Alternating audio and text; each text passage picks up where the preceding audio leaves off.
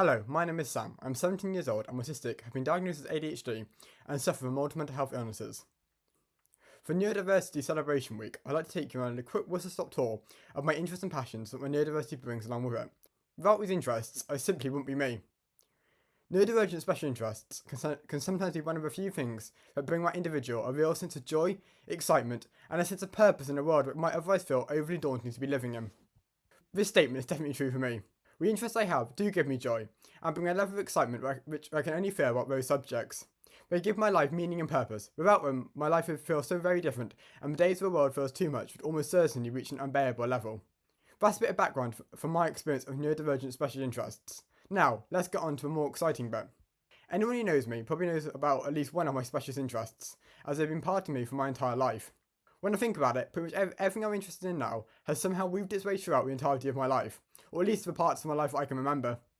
One of my biggest passions, which definitely falls into the specialist interest category, are the railways. As a young child, my life, or maybe more accurately, my whole world, revolved around trains. Pretty much any holiday my parents and I would go on would have a railway link somewhere. Even to this day, the railways give me a thrill I haven't found anywhere else. I have built a website all about the railways, and I've written many blogs about my railway adventures. I have also used the railways as an opportunity to fundraise for a couple of small charities, and I have raised hundreds of pounds. When I see a new type of train, or maybe take a captivating photo, or even just creating railway art, it provides me such a special feeling. That last bit leads on nicely to another of my lifelong interests, being graphic design.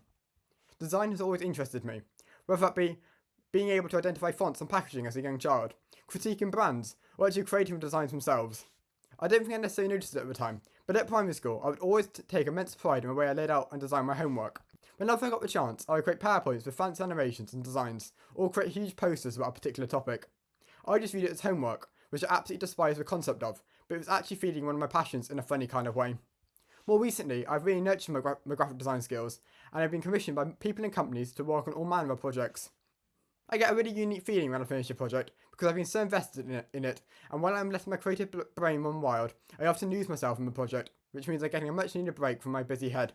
Finally, an interest that has manifested in something tangible more recently is my passion for helping other people, which I began to properly pay attention to after I joined the Gloucestershire Health and Care NHS Trust's Youth Experts by Experience programme. I've always been an empathetic person, sometimes to my own detriment, and pretty much everything I do in life I think about how my actions or words might impact other people. This is something that the NHS and my partnering organisations have really helped me to develop, and I find immense pleasure in seeing the difference my work is having on other young people.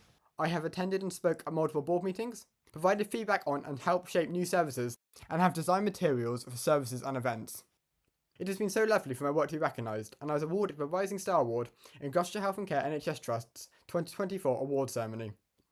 All these specialist interests have many common themes that run throughout them, whether that be helping me to be able to start conversations and giving me a safe topic to talk about, forging meaningful relationships with other people and the industries my interests fall within, providing me with projects and activities to keep my brain busy and fully immerse myself in, and giving me comfort in times of distress.